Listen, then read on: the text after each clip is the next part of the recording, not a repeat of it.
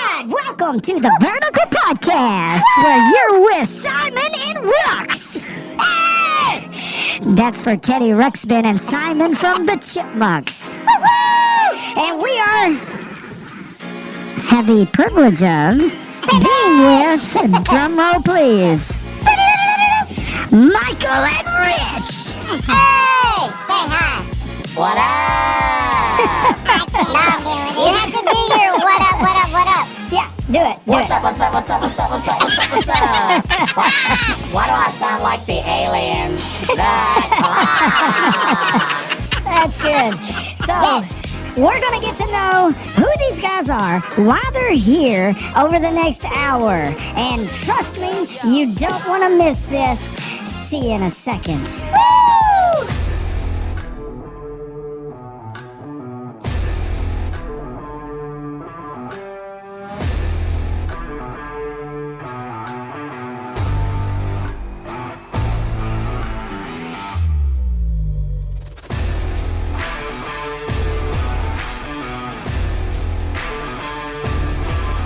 All right, we're back. So with our normal voices, now you can hear who we really are.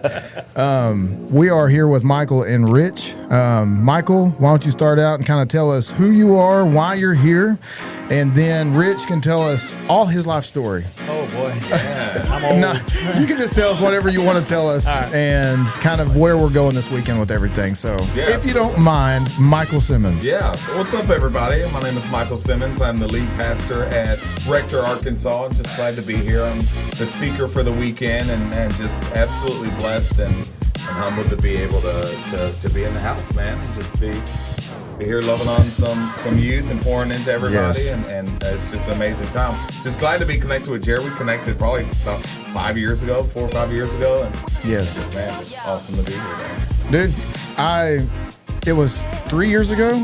Has it been that long or is it two? It was 2 years, so not last D-Now, but the D-Now before that. Okay, yeah. So it's the first time we were like down. 2 years ago. Whoa.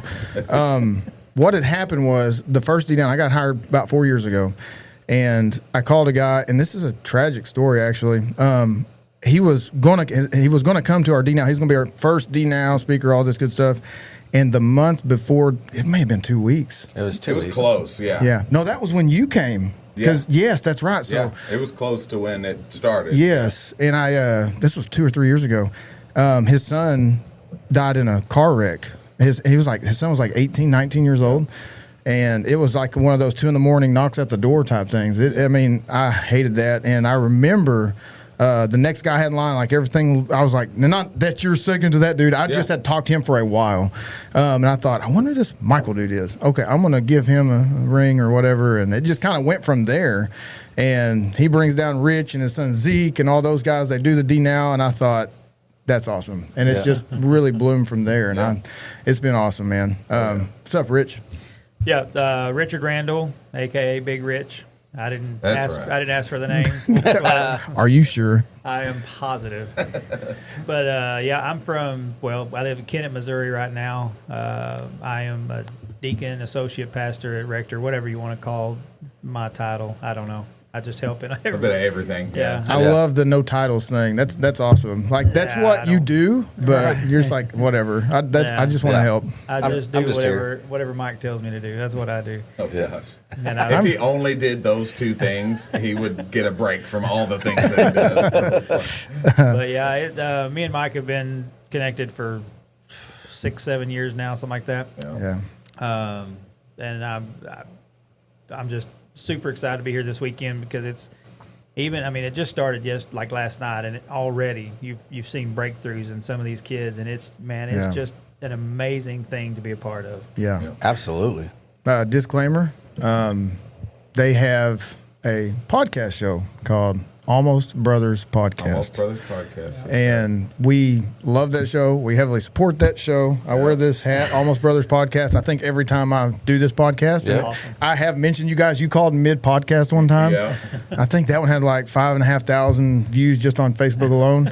So they heard you. Yeah. And now that you can put a face to the voice, Yeah. he called. We were in the middle of it. He called, and I was like, "Hold on, this is gonna be Yeah. good." And I said, "Hey, man, you're on a podcast." I put on speaker, and they could hear him in the. Yeah. It was pretty cool. I'm like, oh, I'm sorry. He's like, no, it's No. okay. You're on, and man. then he goes, "What are you doing with your life?" Subscribe. What are y'all doing? Yeah, but it's awesome. I'm glad you guys are here. I agree about the weekend so far. It's probably been one of the. I'm not gonna say the best one because they're all great. But this is one that I've been anticipating. I'll put it that way. And I knew it was going to be good because we've had speakers that we've had in the past. I think, yes, everybody that's been a speaker or a worship leader or something are here this weekend. Yeah. Either leading worship, speaking, or pouring into the kids. Like, they all know you guys. Yeah. And it's awesome having a familiar face. I think the best thing about this one is our youth have been anticipating this for a while now. Yeah. So, you know, we made it through the summer, did all the mission trips and all the youth camps and everything, and we kept going through the whole summer. And when school started, we kind of started talking, you know, like things that we're looking forward to this year and where we want to go with things. And, you know, it's going to be very hard at the end of the year because we got a lot of seniors this year in the youth group. And they all know it's their last year, but they've been talking for a while about how amped they are for this weekend. And they have brought so many of their friends in that I've never seen before. Yeah, same here. And so it's like, man, that's awesome. Like, they're going out, they're reaching out to their friends, they're bringing them in, getting them, you know, here for at least for the weekend to try to get them to pour in and you know, buy in to being a part of the youth group and not being a loner anymore. And just seeing the connections, seeing them at the host house, you know, last night, and they're already bonded as one, even though they may not know each other and stuff like that. And so even the kids you guys brought down, I mean, they're already meshing. Yeah. And so it's great to see, you know, how far a year has come from where they were last year at this point to where they are this, you know, now. And it's like, man, it's only getting better. Dude, something to take away from that. I know teenagers, and this applies for adults too. They fight it. They're nervous. They don't know anybody. They don't want to go. Mm-hmm. And then a lot of them, what's sad is they'll come that senior year. It's like, well, I'm just going to go because it's the only one I would get to go to. And then they go first night in.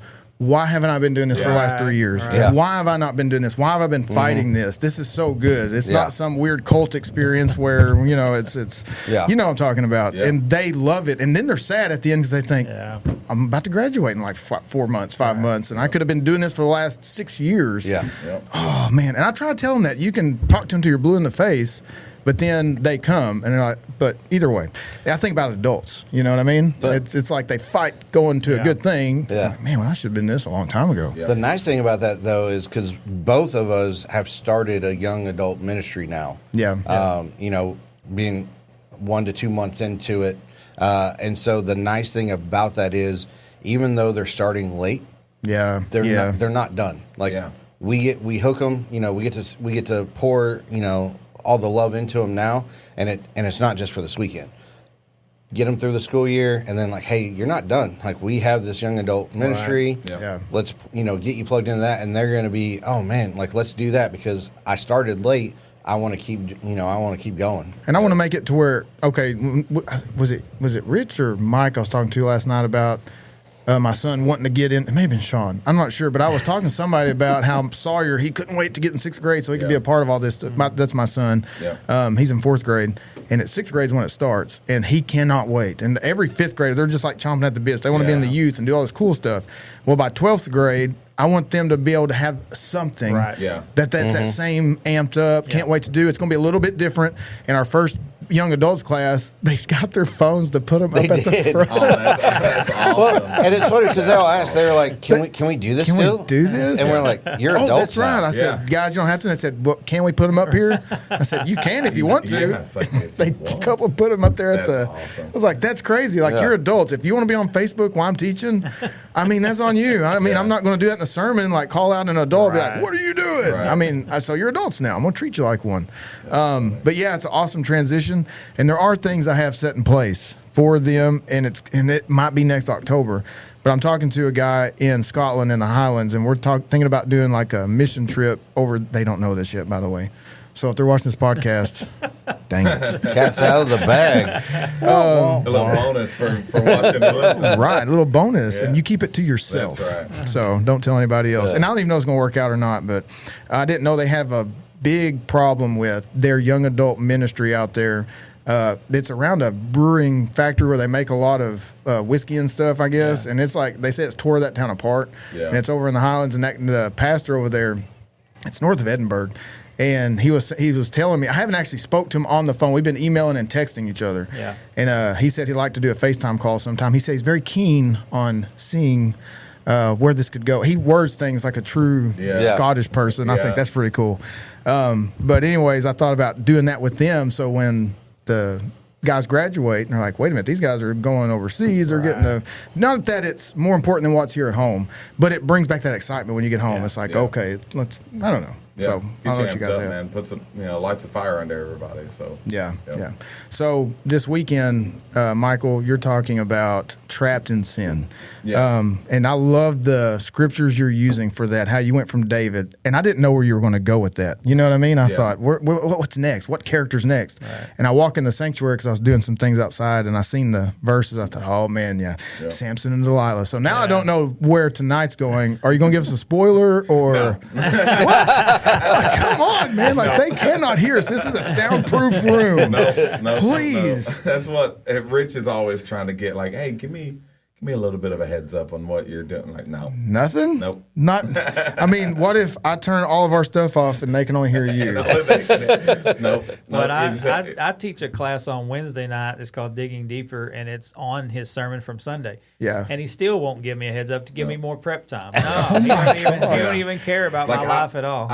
You're hurting at that point. You're not helping. Come on. Like, we have somebody that does like our words and stuff, scriptures on the screen. So I even try to keep that to the last minute. So because I really like those click moments, those I really, really feed off of. I love that. And getting people to see the scripture or the story or whatever in a different way is like something that I really enjoy. So I try to give that to, like, which I'll do a QR code at the beginning. Right. Like, here's all the scriptures for today. But, I try to keep it. And I can tell you, I have seen a version of this series before. Yeah. Do you have an idea then? Man. Yeah. I'm telling you, tonight's going to blow your mind. That's awesome. That's awesome. I'm looking forward to it, man. I'm excited. Yeah, you need to tell me. You're not leaving this room until you tell us. Blow my mind. It's stuck in here. That's pretty good, man. Which does Bobby know what we're doing? I don't know. I know part of what you told me. About the prison cell, the cage? Yeah. Okay. Yeah. Okay. Your dad's actually bringing the chains. Oh. Yeah, chainsaw. I was about to say you could say it. Yeah. Well, I don't know. Well, they shouldn't be able to hear us. They can't hear us. Yeah, we're like 3 rooms away from them. It's going to be so good. I'm pumped, man.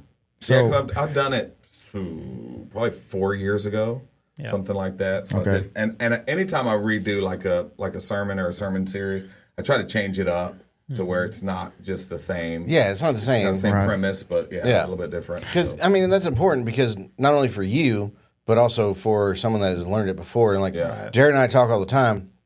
It doesn't matter how many times you read something in here. Yeah. Every time you read it, you're going to get something different because it's based on where you are at that moment and what God is telling you at that moment. Yeah. And so that's the nice thing is every time you're like, hey, I've already done this before. I'm going to dust it off. But then when you go through it, you're like, ooh, well, God's telling me right now I need to focus on this instead of last time I focused over here. And that's the nice thing about it. Yeah. Oh, yeah. It's absolutely. Like this morning, everything's focused on David, and it should be for lesson purposes. But it hit me. I was looking at that, and I said, when have I ever been Delilah?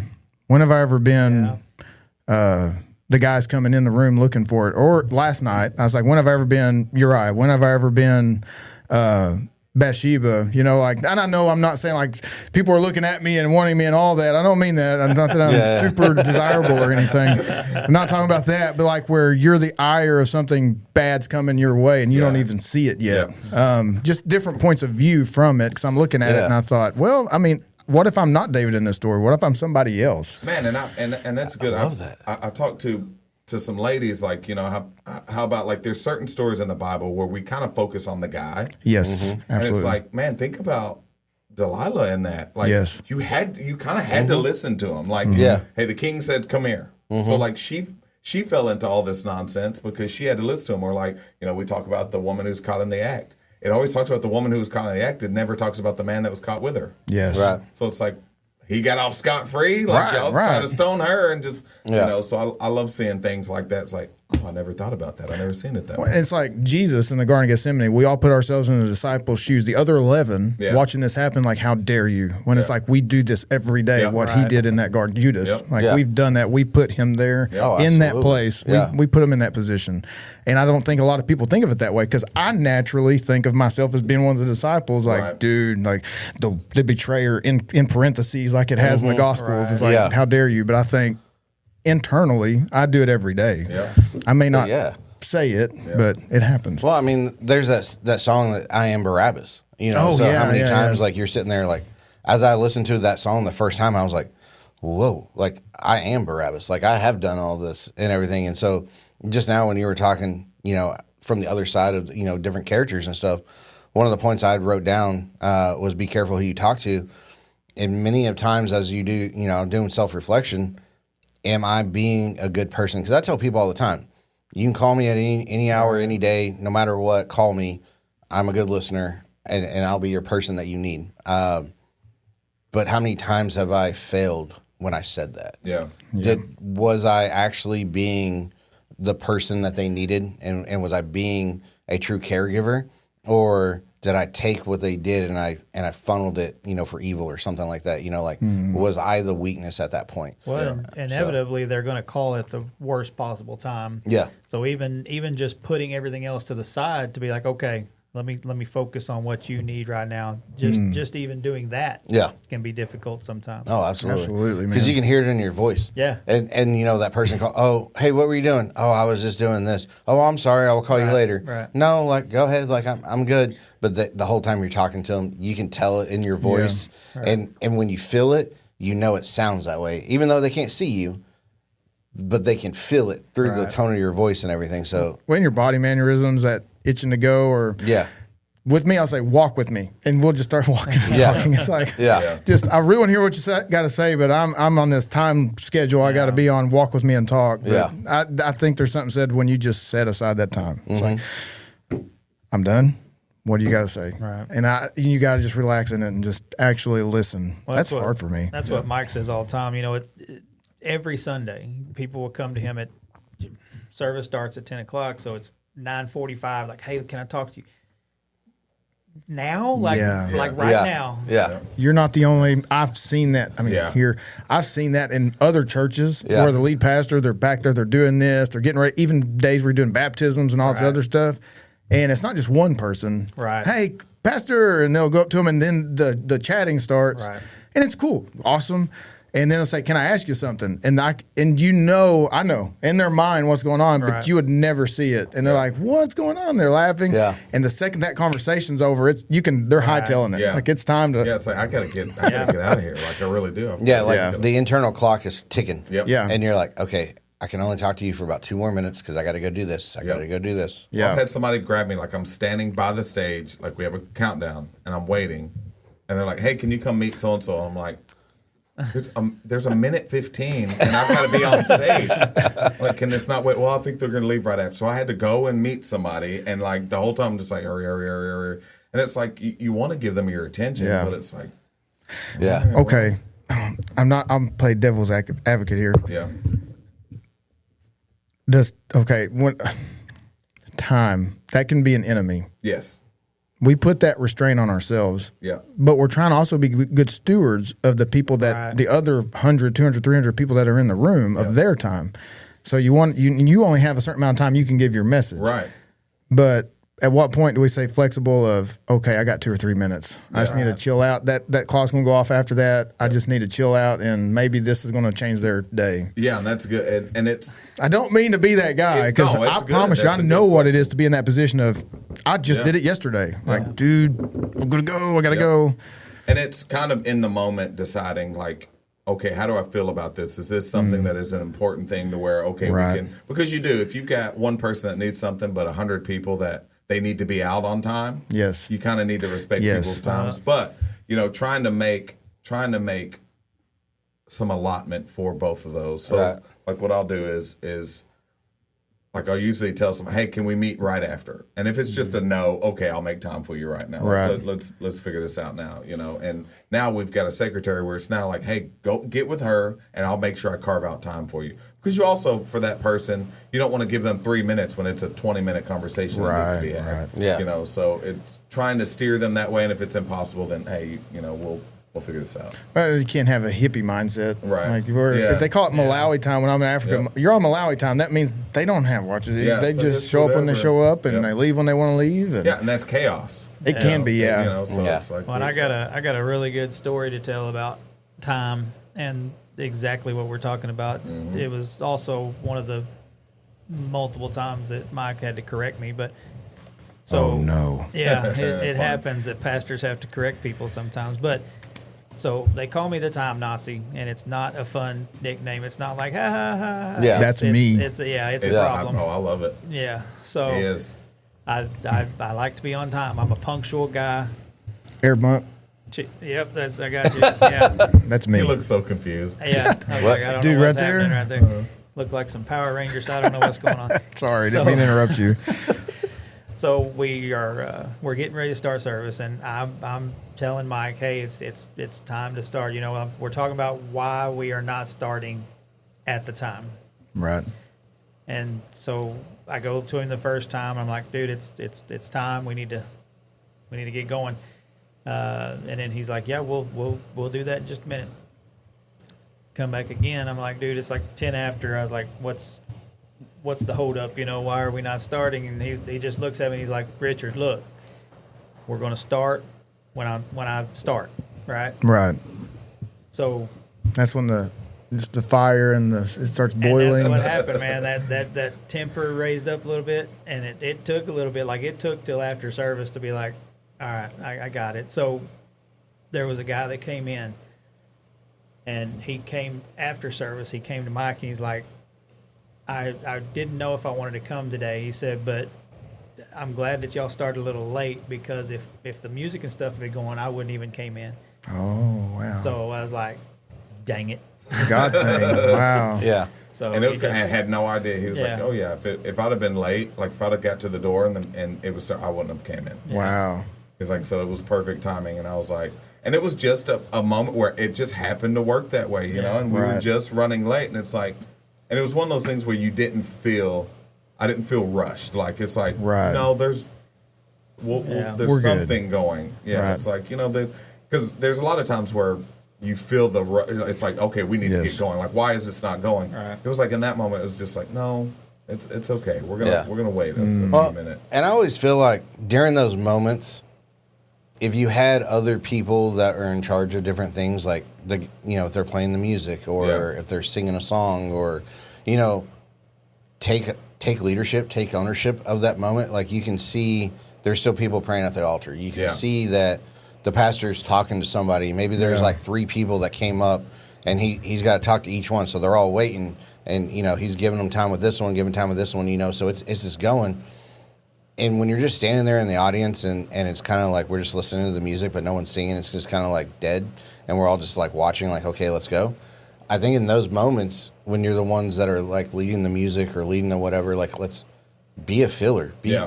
See that God is moving right now, and be an instrument while that's happening. Right. So that way, everyone else, even though we did go long, it doesn't take away from everyone sitting there going, well, why are we not done yet? Yeah, I think a lot of that's discernment. yeah. And the Holy Spirit, you just kind of know. And some people have that in spades. Like Right. they Yeah. can read a room. They know Yeah. if it needs to go longer. Yeah. And if it's time like that. And some people really have that. Some people have none of that whatsoever. Yes. And I think it's a gift. Like discernment is a gift. Absolutely. Yeah. That some people I had have. a pastor that really helped teach me in this moment. It was probably 6 years ago. And he was like, well, you also have to understand that there are people that are in charge of kids, in charge of other ministries. And if they have a plan for 45 minutes, and now you wait 15 minutes to get started, now they're at the tail end, they're sitting here having to figure out what to do for an extra however long. Right. So it's like, respect your, like if you're trying to build something, you're trying to build leaders and get volunteers and get people to buy in, think about them too. Right. You know, because that's a whole different panic. If you're in kids ministry and you're like, oh, it's going 15 minutes longer in service, like we're done. How do I keep these kids in line? And you can get people to go, no, I don't want to be a part of that if you don't respect their time as well. You know, so that's hard for me. Before I was even in the military, my dad and my mom, I mean, extremely precise on time. My dad's early, and there's a saying. I heard it when I was a kid growing up, and I heard it in the military. Your stupid saying. Well, I don't know. We'll see. I'll tell you what he said, and also I heard it in the military, but I heard it growing up. If you're 15 minutes early, you're on time. If you're on time, you're late. If you're late, don't even show up. Okay. Amen. This is the dumbest quote in the entire world. And that's how I live my life. And this is what Richard used to say. That this I still say it. And and I get the thought behind it. And I just always do you though? Yes, I do. But words matter. Okay, so when you say, well, if you're on time, you're late. No, because the word on time means on time. No, that means it's starting. It doesn't mean late. That is on not, time means on time. That is not a literal thing. It's a figure It is of a literal speech. thing. It is not a figure of speech. Okay, I'll take it literally then. All right, you start service at 10. You don't walk in the door till 10 o'clock then see what happens. That's right. You got to be early to be on time, right? No, you're early to be early. Like you're early to be early. Like that's the meaning of the word. So we don't tell people. So instead of going, hey, if you're early, you're on time, we tell people be early. Not be on time, which means be early. Well, okay, this is a saying for go-getters who take it serious. See, they're early. Go-getters are early. Yeah. Mike would have hated this part. It does to us, though. It makes perfect sense to us. It's because we're a little older. It's like saying, that's well, it, saying that's it. hat means shoe. That's No, not it the doesn't. same It is the thing. same Hey, thing. man, That's apples and oranges right there. It is not. Words have meanings. So They do. You would have hated then, because in the military, Jared and I unfortunately had this experience of the leader tells you, we're going to start thing at, let's say, 4 o'clock. Okay, cool, 4 o'clock. 16 or 04? 16. Okay. We'll say 1600. And then it gets passed down from them down to the officers. So then the officers are like, back it up 15 minutes. And then it gets passed down to the platoon leader. Back it up. By the time you get told what time to be there, you're now showing up an hour and a half early from someone else because they don't want to be late because their boss told them. So then we're like, why are we sitting here for an hour and a half? You just wait, and you so wait. The saying in the military is hurry up and to wait. I've heard that one, yeah. That's why. But then you tell people, be early. This is what time we start. Be early. We've literally had this argument for 6-7 years. Well, It's and just you nonsense. make it extra complicated for no reason. It's not complicated. It is very when you tell somebody, okay, we're starting at 10 o'clock. Okay. You would expect your leader to do what? show up in enough time to make sure they're ready to go. Right. On time, which is early. No, no. You expect them to be early. So when we tell somebody, hey, be early, that means be early. If we don't ever say, like as a leader, never tell your people be on time. You tell them be early. Agree to disagree. Yeah, I agree. I agree with Rich on the agree to disagree. Just to clear that up. Because then it's like, okay, we're starting at 10 o'clock and someone shows up at 10 o'clock. You cannot, at a job, you can't anywhere now say, you're late, so we're going to get rid of you. Why chance it, though? Because you could clock in 2 seconds after, and then, boom, you're if I was a manager at McDonald's trouble. and I said, you start at 5, and they got there and started at 5? If it's on the dot, that's fine. But then he's coming in all out of shape. Then if it's on time, you can't then say you're late. No, Okay. I'm not. I clocked in at 5 o'clock. Okay, you're the manager. You see Yeah. a guy come in, he's clocking in right at 5 every day. Yes. And then he jumps right into his job. Yes. Right? Okay, then you have this other guy, a girl, whatever, and she's getting there 15, 20 minutes early and setting everything up, making sure her stations are ready and all that. Then it comes promotion time. Okay, Who hold gets up. that promotion? Okay, so number one, Who's the responsible I one? would hope the one that comes 15 minutes gets a promotion Why? because they've Why? been working for free. So you can't tell somebody work for 15 minutes before we pay you. But they get the promotion because they have initiative. They got no, there. They the take better their job worker serious. gets the promotion because they may not be a She's better already worker. shown that she's the better worker. They may not be the better worker just because you come in early. This is all and set fictitious up. scenario. I could say she's an amazing worker, and that other guy just shows up at 5 and then he goes to sleep. So same scenario. The one that shows up at 15 minutes till or 15 minutes before they clock in, so they're working for 15 minutes for free. I don't look at it as free. I don't look at it as free. And they set everything up, and they're a terrible employee, and they have a bad attitude, and they're suck that at could their be job. the case. Or the person that shows up on time at 5 o'clock, and they're a great employee. They do what they do. They're helping advance. Who gets the promotion? But we're talking about after the time Not begins. the one that's there I'm early. talking about before the time begins, based on the 15 minutes prior or lack thereof. If you're asked to be there This at is 5 why o'clock, I agree to disagree and just stop. I can talking see to where you. this goes. and you're there at 5 o'clock, you are good to go. You cannot convince Mike he's wrong on this. Okay, point. I'll tell you something from He's honest gonna- he's gonna experience. keep Well, because trying to because I worked at a place that didn't pay you for getting ready 10 minutes before you started. Can I give you, and then I'm done. I promise you, I don't want to say At anything least- after this. At least we know how to write a check, though. This is true. That's a good point. We'll talk. This is on our podcast, so we can talk about this. They haven't heard this yet. We'll go there here in a second. So my dad, my grandpa, they all own sawmill businesses, lumber companies, stuff like that. Where it's just woodwork and things like that. So it's really hard because people don't want to work that job. It's a hard job, and when they come in, the ones that from experience, the ones that come in because they'll be there 15 minutes early, 20 minutes early. They getting their gloves on, they're setting their station up, getting everything ready, make sure the pallets are set up just right, making sure they got their banding ready so when the meal kicks up, and that starts sending that thing down there fast. They're stacking railroad ties and everything else. And there's those guys that come in early and they're getting everything ready, and then there's that guy that comes in right on time or maybe 2 minutes early. They're running in there, and 9 times out of 10, the guy that would come in there early taking their job serious are the ones that they'd be there for 5, 10, 15 years, and the other guy was there for a month, would do really good those first 3 or 4 days, and then within a couple of weeks, they were getting there a little bit later, and that's every now and then you get that guy that's there on time, and they're there for decades, but I've noticed when the guys that get there early, and that's like they take it serious. They want to, I don't know, it's like me. I want to make sure my stuff's set up. It helps my mind, and that's why I get in early. It just gives me that opportunity to settle in before the chaos starts. Right. And that's all it is a mindset. It is mindset. Well, It's not grammatically correct, I guess, for lack of a better. It's not the words. Yes, have meaning, but it's not. It's a mindset. It's not. You know what I mean? Mental preparation. Well, and here's my mindset behind it. If I'm working at a place for 10 years, Yes.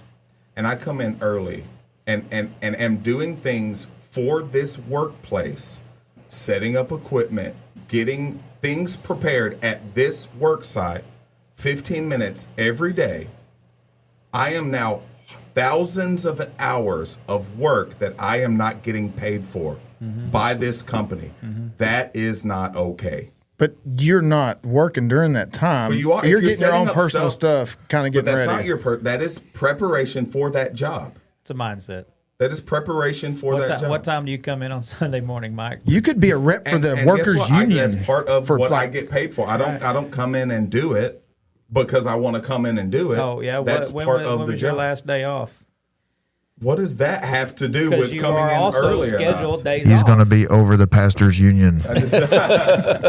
But it's you're talking millions and millions of dollars of employees that are expected to come in. Hey, get your station clean, get your equipment on. Well, That's and the company shouldn't expect that. Let's make that No, clear. we never made them. Right. That's on their own accord. Right. As long as you're here at this Right. time, you're good. And that's where I work now. And we've gone way long on this particular subject. Yeah, but, we did. But We really did. Yeah, but I come in early to do my pre-trip on my vehicle off the clock, and I do it just because it's done. I don't have to worry about it. It's done. They don't expect me to do that. They don't pay me to do that. I do it because I want to do it, and I want it to be done. It's not an expectation.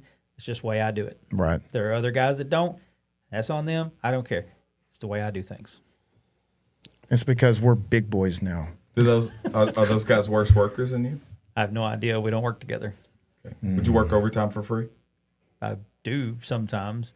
Work I mean, overtime. obviously, I come in before clocking in and do my pre-trip, so that's technically, I guess, overtime for free. I did overtime back when I worked at a paper plant, and we clocked in 30 minutes early, and we clocked in at 5:30. Our pay didn't start till 6. But we did that so the guys coming off shift could leave at 5:30. Right. So we would hook each other up so we could leave earlier. I definitely understand what you're saying. I get it. I do, 100%. You're right. They don't need to start till 5. They're not getting paid till 5. And if they work awesome till the end of the clock, there's nothing wrong with that. Well, That's great. Then where would the line draw? Okay, now 15, now 30 minutes, now an No, hour, now 2 hours. that's personal. That's a personal preference. That's what we're talking about. It helps me set up my mind for the day. Sure. Some people don't need that. Some people can just rock and roll right when they get in there. Yeah. So there's no real right or wrong. That's just preference. At the end of the day, wow. Moving on. All right, here we go. Oh boy. I told you, like, moving on.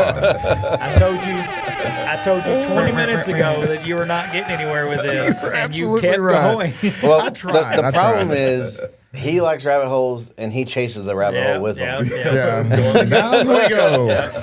It was good. But we both. Yeah, I see where you're at. I don't think you see where I'm at. Yeah. But you do. It's like you don't have to, but it's just a and you can have that mindset, but people with that mindset usually. We didn't move on. We didn't move on. We didn't go But anywhere. people with that mindset usually put it on others. That's Because he brought it back up again. Because I'm a good guy. I stay in my lane, man. He's pointing at me because I absolutely expect other people not to be early to everything. My point is I expect people to respect other people's time. And people that come in late, it irks my nerves to the nth degree. I can't stand it. It is so disrespectful, so Actually discourteous. late, yes, yeah. Actually late, yeah. And they'll come in with like drinks from Sonic, and it's like, hey, I'm finally here. Don't come in. Just leave. I don't even want you here. Yay, like that. Yeah. I don't know. Bobby does that when he comes here That's and podcasts sometimes with Starbucks drinks. I do. But I'm also here on time. All right, so I think we're going to move past this. Okay? Yeah, All let's right, move because on. it is Okay. time Are you to sure? move past it. Yeah. Bobby, you've been looking at your paper there for a little bit, for about a good 20 minutes now. Yes. So back to last night's topics and stuff and everything. There was a point that you had mentioned last night that I really liked, that I really think the youth really got a lot out of. And that was that God doesn't want you to come to him out of guilt. He wants you to come to him out of love. And so many times I find myself feeling guilty. A few episodes ago, Jared and I did our testimonies on here. And so as we start talking about it, and it's just like, during all of those times, I know I'm doing wrong. I'm on the edge, flirting back and forth with everything. And so there's so many times out of guilt that you go to him. You're like, man, I really messed up with this. Like, I feel guilty about it. Like, and it's so many times that becomes the routine, and not the routine of, I love you and I'm going to go to you because I love you and I want your love. Out of that side. Yeah. I think about when I was a kid, and I'd feel super guilty about something, and guilt doesn't make me want to go and tell my dad what I did. But him being loving and understanding, it's like, okay, I know I'm not about to just get smacked with every insult and why you're so stupid and all these things. I'm not going to go to that guy. No matter how much guilt I feel, but if I know he's loving, he's understanding, and he's sitting there waiting to give me good, sound advice, I'm going to go over there. And it's like, I messed up. Like, I messed up big time, because there's love is a massive part of the equation. Yeah. I agree. And that's how it was when we grew up. Churches would guilt trip you into coming down to the altar, because that's how pastors viewed, if my sermon was good, the altars were full. Not if lives are changing. Right. And what happens is we go to God, like you said with your dad, we go to God out of guilt because we're scared to get in trouble, not out of love because we need help. So when you understand that I need help out of this situation, and not, I just feel bad and I don't want to be punished for this situation. Now it goes from a get out of jail free card to a relationship with Jesus. Yes. So it's not just, I believe in God because I don't want to go to hell. It's, I believe in Jesus because he loved me while I was still a sinner. Well, and it's harder to come to that place when you didn't have a good earthly father. Yeah. I didn't have that, so So for me to understand the love of a heavenly Father, I had to first understand that there are better earthly fathers. Yeah. Right. You know, so it was, which I didn't come to Christ till I was 38 years old. So I was one of those, like we were talking in the beginning, that just waited and waited and waited, and then I came to it and I was like, man, I wasted a lot of years Right. waiting to come to God. So I think that's part of it, is just getting over that understanding Yeah. of what God has for you.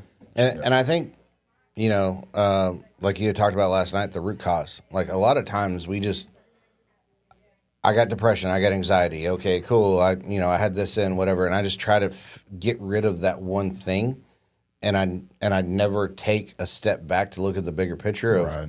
what is the root cause of all the things that I have right now. Yeah. And like you talked about this morning, what is the weakness? Where's the weakness in my life that's about to cause the pipe to burst? Right. Yeah. And once I figure out what that weakness is, once I figure out what the root cause is, then I can go through and I can get, because so many times in our life, we'll sit there and I'm going to pull this weed out. I'm going to pull this weed out. And the weed keeps coming back. Well, why does the weed keep coming back? Yep. Because all you did was pull the weed out. You didn't put any of the weed killer down. You didn't do any of the other stuff. Like, you didn't get to the root cause of why that weed is still right there and festering. Yep. And so as I've learned over really the last year, 18 months since I've been back and been back involved in the church, and my relationship with God has gotten better and closer, you're seeing these things. Right. And you're seeing what was the root cause for 20 years why I was down all these rabbit holes. Yeah. And you felt guilty. You knew you were doing wrong, but I couldn't get rid of it. I didn't want to get rid of it, but why was that? Yeah.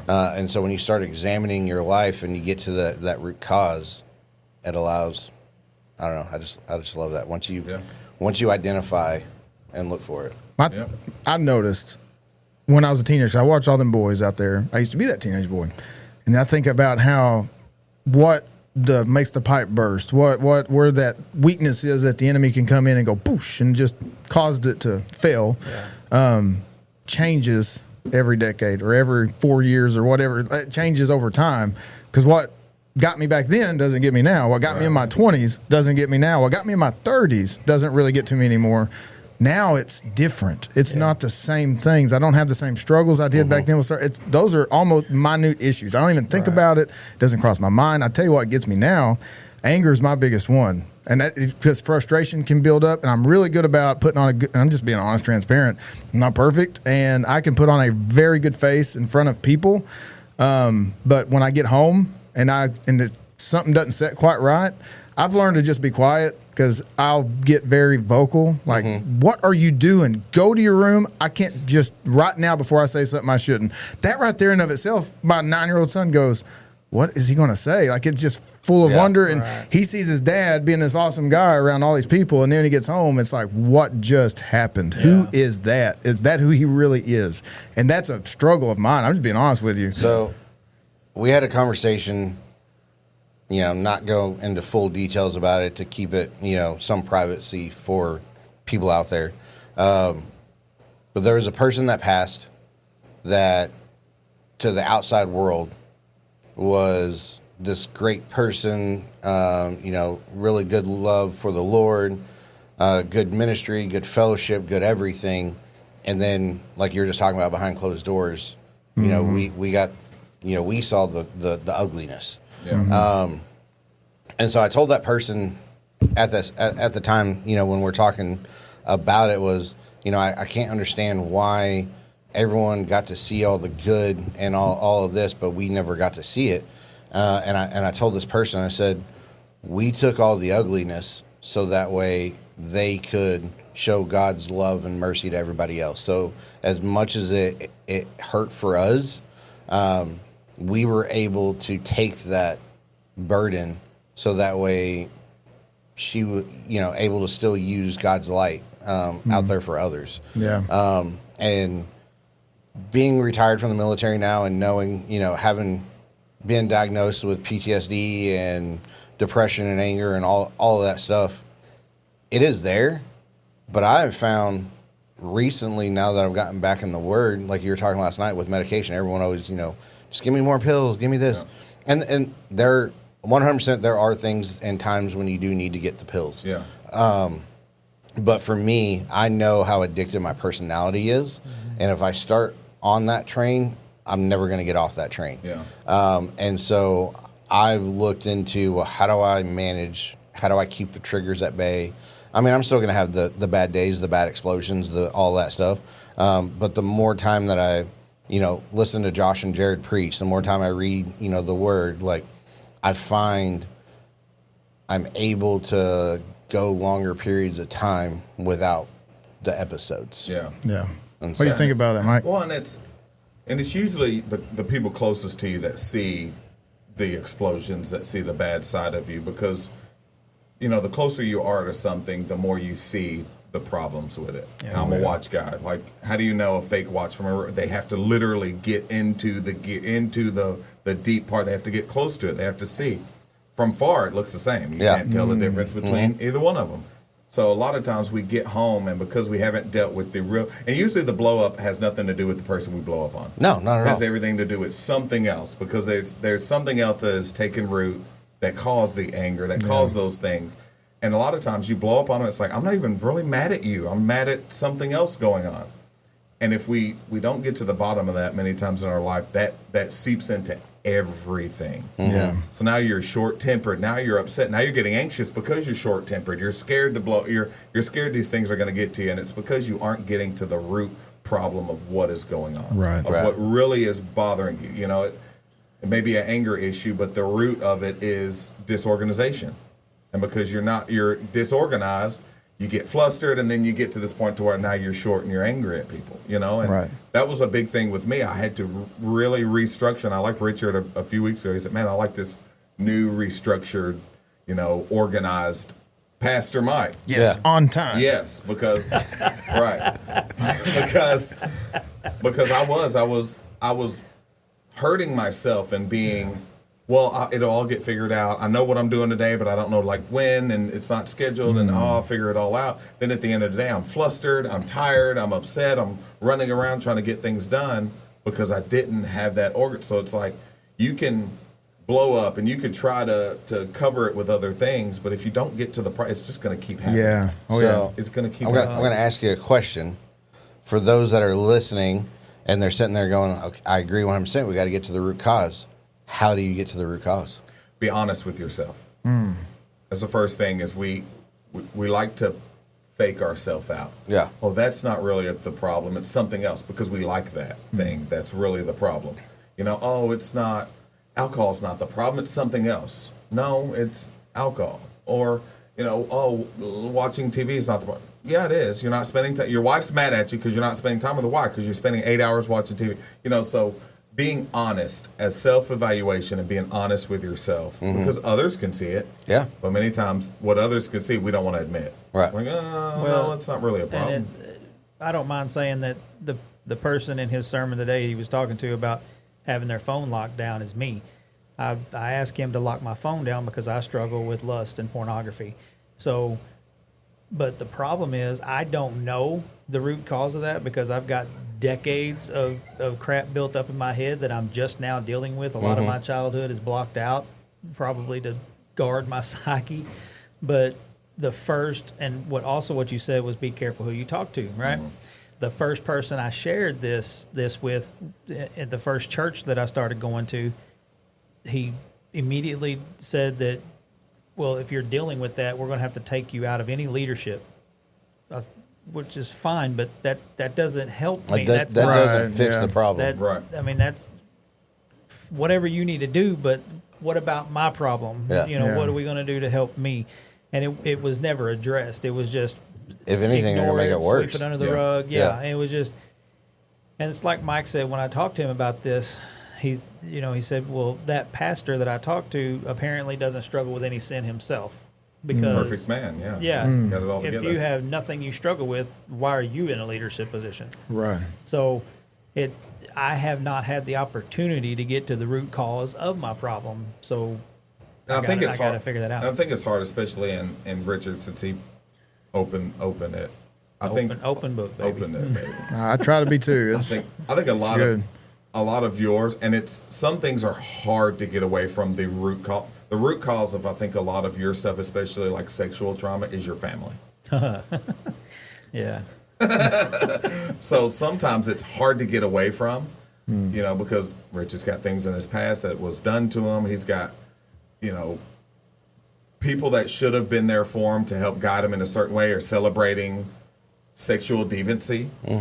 So it's like that is a lot of that gets instilled in you. So now your brain is warped around that thing to where now it's hard to get a good, clear view of it. And I think that has a lot to do with even your past relationships and marriages. It's hard to have that grounded, rooted thing when you grew up. Wait a minute, did you just call me warped? That's not what I took from it, but So it is. Sometimes it's something that can be as simple as you battle with depression because you're anxious about everything. You're just an over anxious person. But that is the root of it is your faith. yeah. Be anxious about nothing. Wow, by keeping faith, by doing these things. And it's like, if you keep going, okay, well, if I can just control my depression, I control. No, it goes deeper than that. Right. It's you're not leaning on God, understanding like He is going to make a way. What bothers me is we were talking about how the pastor, like, you can't do this. Well, this is what bugs me. This is what I thought as you were saying that. As Rich was saying this, I thought about we make a certain sins like the leprosy. Like, you can't unclean. Like, don't come around me, get in your own little colony over here and stay away. You don't need to be around leadership. You don't need to be around the church. And when in all reality, like, everybody has issues. Everybody sins. Everybody has struggles. And the thing, and we are all, I'm trying to word this right. We're trying to do the right things. We're seeking God. We're asking for accountability. And then you got this guy over here whose obvious sin is pride because they think that they can just walk around and everything they do smells fantastic. Yeah. And that's not the case. I mean, when I see that, and like we were talking about David last night when they were looking for the future king and he anoints David, he looks past all these other guys because God didn't see the outside, he's seen the inside. And I think when he sees a repentant heart, somebody that's looking, that's who needs to step in because they've dealt with these things. They're relatable, they're open, and they're transparent. Yeah. So people feel like, oh man, I'm dealing with this stuff. I can't go to that guy. Right. I mean, what do I do? And then you see these other guys over there and they're like, they know the word. They're very open about their past or what they're struggling with currently. That guy knows. That lady knows what I'm going through. And then they secretly go to them, what do I do? What are you doing for that? And then you can help them and guide them. When the other guy's going to say, I don't really know how to do this, but in the future, you're probably not going to be in a leadership role. In the future, you're probably not going to be able to be a deacon or even for sure not a pastor because heaven forbid a pastor have something wrong with them. Right. I don't know. That struck a nerve when you said it. Yeah. I've been divorced. In a lot of Baptist churches, if you have a divorce, you're not being a pastor at our church because of the qualifications. Man of one wife. Well, there's a lot of other things in front of and behind that qualification that each one of them deals with. But that's like the golden pony that they put up here and say, you can't have done this one or you can't preach. It's like, well, a man of God is a man of God. If God put him there, God's going to keep him there. I don't know, man. I just when you said that, my whole mind just went yes. Like it's it does. It's like they take that because there is expectations of leadership. Absolutely, you need it, and there should be. But they take that so far, and what it has caused is caused a lot of leaders to hide what they are dealing with. So that's why we're seeing, oh my gosh, this pastor that's been pastoring for 50 years did this, did that, because it didn't start with an affair. It started with a lust problem. That grew into that. Was it you that said they? No, I think it was on a podcast. It may have been you. I don't know. But they were talking about he fell so far. Did I hear that somewhere else? I did. I don't know. Okay, they're saying that pastor fell so far. And they said, no, he didn't. He fell just a very short way. You just didn't see the steps it took to get there. Is that you? No. Okay, I've heard that on podcast then. Because it is. It starts as this problem that doesn't get dealt with. They felt they have to hide it. So they hide it, and it grows and grows and grows until finally. Right. And it goes to like what you talked about to the youth just now with Jared. I mean, it's a very lonely position being the youth pastor. It can be, for sure. And that's where I was sitting there thinking about that. And that's where I'm grateful, for Rich with you. And, now that I'm here with Jared, being able to be confidants in that and, trying to realize, you guys are human. Yeah. Just because you're Very. a pastor doesn't mean boop, I'm perfect. Nothing ever happens. Like I don't feel any of this stuff. I don't have any of these temptations. None of this other stuff. Right. You're human. Yeah. And you're living in the flesh right now, trying to be a Christ-like figure. And it's a very lonely, tempting world. Well, and the crazy thing is, people actually expect you to be perfect. Yeah. And Right. I mean, we know what to do. We try our very best. It's that slow perfecting each and every day, sanctification. And we try that. We know, and we submit ourselves to God. We die to the flesh. But what happens? We're sinful human beings. We're going to mess up from time to time. Yep. Everyone will fail you except Jesus at some point in time. I'm going to fail Bobby. I'm going to fail Rich. I'm going to fail Mike. I'm going to fail my kids, my wife, my parents. List goes on and on and on. Well, and with that, if you have the mindset of I fell out of faith, with the Lord or with God because my pastor did X, Y, and Z, then your faith was never in God. Right. Your Yeah. faith was in a man. Yes. And your faith needs to be on God. Yep. And everything we do, and this is what I love, about Josh says it every Sunday for us, is it's always all about Jesus. So Yeah. are we doing something? No. Why? Because it's not about Jesus. When it happened with Jimmy Swaggart, Yep. thousands of people fell away from God because of this man. Your faith was in the wrong thing. Yeah. And that's why I love when Pastor Mike preaches. He's so and it's what everybody loves about his sermons is he's up there just saying, "Look, I'm broken. Okay, come to me if you see something wrong. If whatever it is, I'm here for you." He's a servant pastor, is what I'd call him, because he doesn't get up there and say, "I got this all figured out. Y'all just sit there and listen to what I, the man of God, have to say." Yes. That's not how it works. He said something at the conference I went to that you allowed me to preach at that I went far too long on. So awesome. Man, that was so awesome. Man. We still talk about Oh, that. it still comes up. And I told Amanda, I was sitting on that back row last night while you were preaching, and I didn't even look at my watch. I said, I owe him one. So if he wants to go like 2 hours, it's okay. I told her that. But when you said at the conference, I don't know if you said it before I started preaching or if it was after. I can't remember. It was before because I think I used it in the sermon. You said, I'm broken. If you're looking to me for the perfect man, you're not going to find it. Right. But the illustration you used it stuck with me because I didn't think about it. I said, if this roof fell in, it's going to land on me too. Like, I'm not perfect. I'm here with I've you. never heard that before, and I thought, that's so true. Yeah. Every one of us are gone. I mean, That's why I don't everybody know. says, the roof will fall in. Lightning will strike it. Well, I guess we'll both get struck. Yeah. And that's what I love about Paul's writings is Paul was the first one to go, I am the worst Chief Yeah. of sinners. of the worst. Yes. Like I am an apostle and I am the worst of the worst Yes. because it's how people lean into him. Like, wait a second. Oh, okay. Hold Because it's up. being transparent. Yes. And I love like, it. People will listen to what you say, but they'll relate to you by who you are, by your Yes. mistakes, by your shortcomings. So being able, we have overcome by what? The blood of the Lamb and the word of our That's right. testimony. Us saying we were broken, but Jesus. But This Jesus. is a system that has been put in place for years Yeah. of pastors acting that way. Well, it's because they got special treatment. Yeah. It's because they got oh my gosh, he is just up on a pedestal, and it was an epidemic because people got in that position and they yearned for that. Well, and to have that much, it's almost hard to blame them.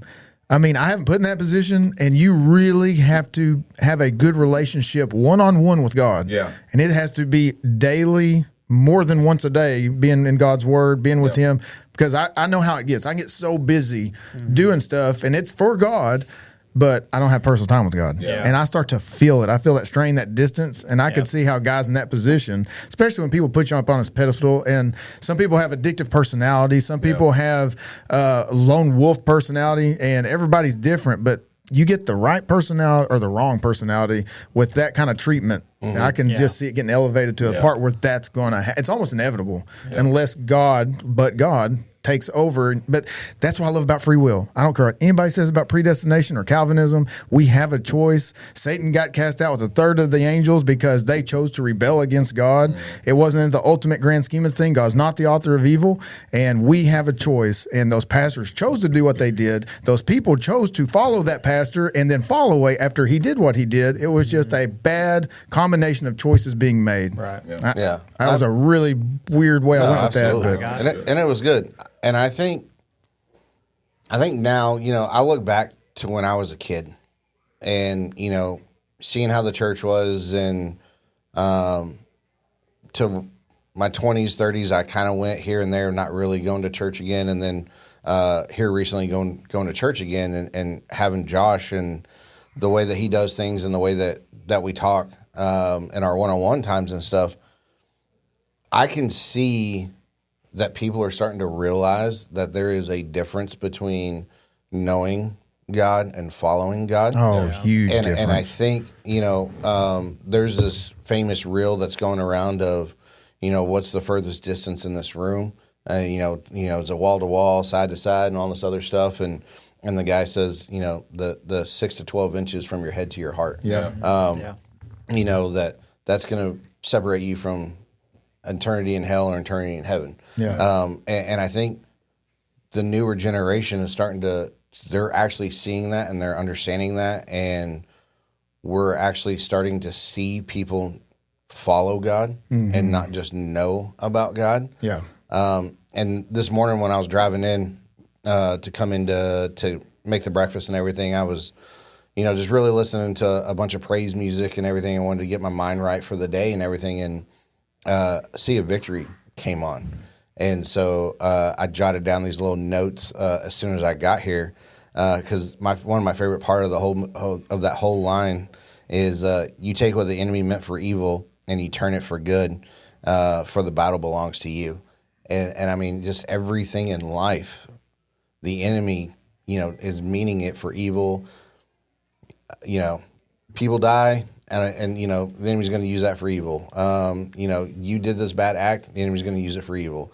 You did this other thing, the enemy's going to use it for evil.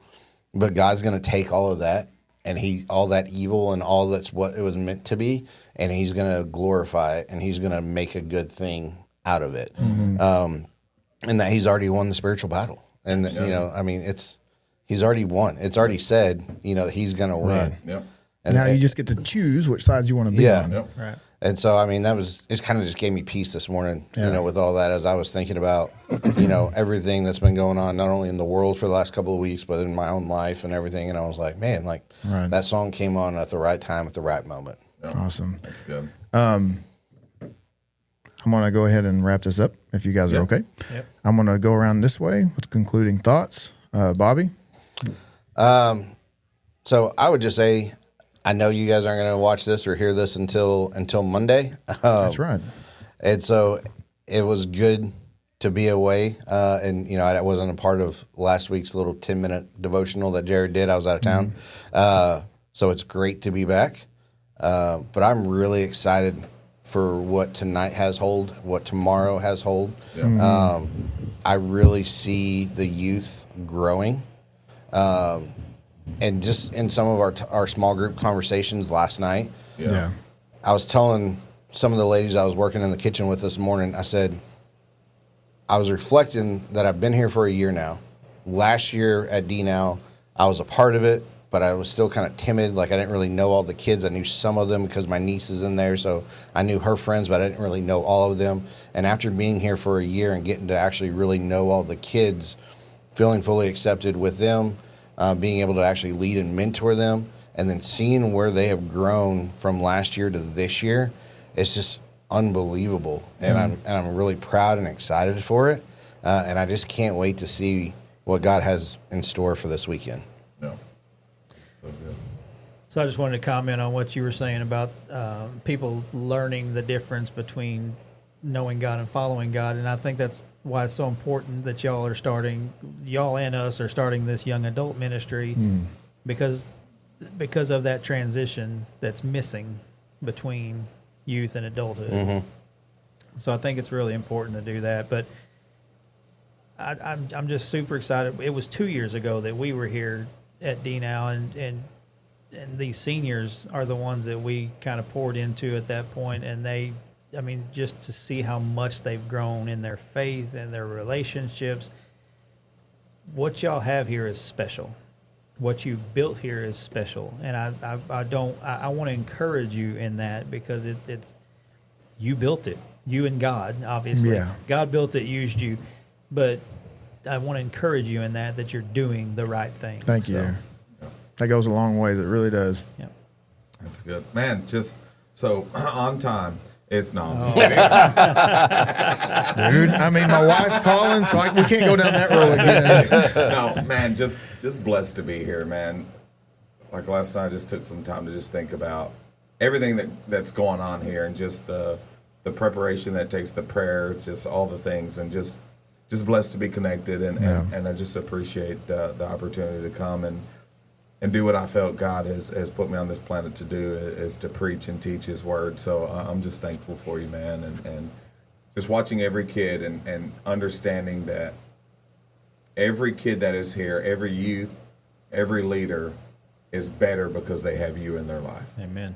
So I don't want you to ever forget that you are laying the foundation for these kids and the rest of their life. I wouldn't be here if it wasn't for a man that did that for me. Like I wouldn't. He laid my foundation of faith. Of course, my Nana and was the foundation of bringing me to church. But if it wasn't for a good youth group, a good youth leader, and a man that helped lead my life, I wouldn't be here today. So it's awesome to watch you be that for other kids. So, Thank you. I appreciate both that, of you. Mike. You too. I don't think you understand how much that means for him to have somebody. I try to tell him this all the time because he's my go-to, and it is hard, man. It really is, and it's awesome when you have somebody that you can lean on. That you could say, "Hey, I need help in this," and to get it done, it takes a weight off. It really does. So he couldn't do what he's doing for these kids if it wasn't for you. So understand, it's not Pastor Jared. He couldn't be Pastor Jared without the support of people around him. Right. That's so I'm right. glad he's got somebody. Last time we were here, he didn't have anybody like that. So watching that, just seeing you in the morning, helping cook breakfast and do stuff like that, it means the world. And you as well are laying seeds in these kids' life that they're going to be married, teaching their kids things that y'all poured into them when they were in youth. Yeah. You're affecting generations, man. Ooh, let that sink it's in. Awesome, yeah. It's kind of scary, but we are there. We're having youth that are now married, looking at having kids that we helped. They're 11, 12 years old. I got to marry Abby and her husband Jacob. Jacob was at our house at 8 years old. Wow. So now we're getting to watch them be married. Look at having kids. Look at having it's crazy, man.